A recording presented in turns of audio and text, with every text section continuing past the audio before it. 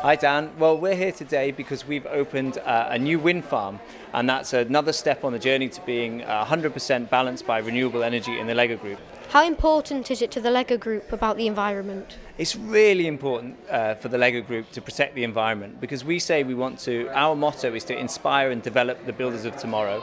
And what that means is that people like yourself will grow up to be the adults of the future, will be people like me in the future.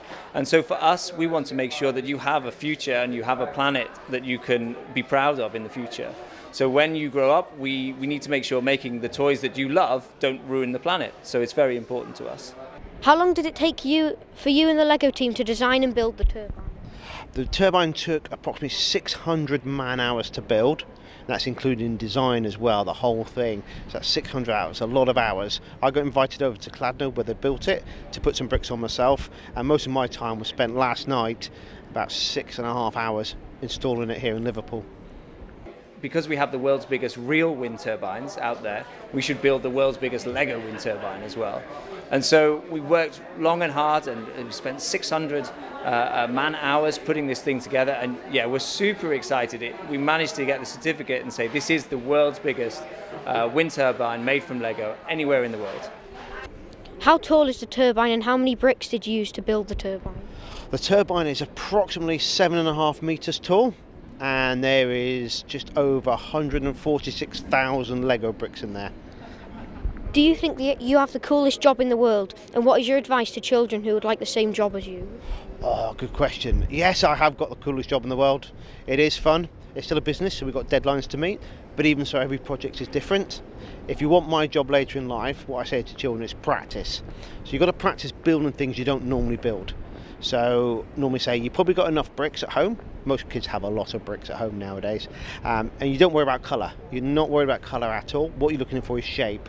So you go to the kitchen, you take something out of the kitchen cupboard, and you recreate that as near to the size as a real thing you can, because that means everything in the kitchen generally is round. So if you can practice building round things for square bricks, that's what you need to learn. What models would you like to build in the future? Oh, my all-time model I want to build is a full-size London red bus, double-decker. I really want to build one of them, and one that people can actually stand on and get in the on-side, and we should have a different engine and we can drive it down the road. That would be great. Do you have any specific tips on how we can all protect the planet better? Yeah, we can all really start at home, and it's important that, things like this wind farm that we opened today is a really, really big project, and it's very, very expensive, and it seems very technical and complicated. But actually a lot of what we can do for the environment is really simple, and we can do it at home. We can make sure that all of our rubbish and our waste goes into the right recycling bin. When we go shopping, we can make sure we take a carrier bag with us, so our own bag rather than using one from a store. We can turn off lights in our house. We can switch off our TV and games console. When we're not using our games console, we can just turn it off. And lots of little things can help save the planet. Today I've interviewed 2 people and I've looked around Liverpool 1 and looked at all the amazing LEGO things. I'd rate this day 10 out of 10. It's been fantastic.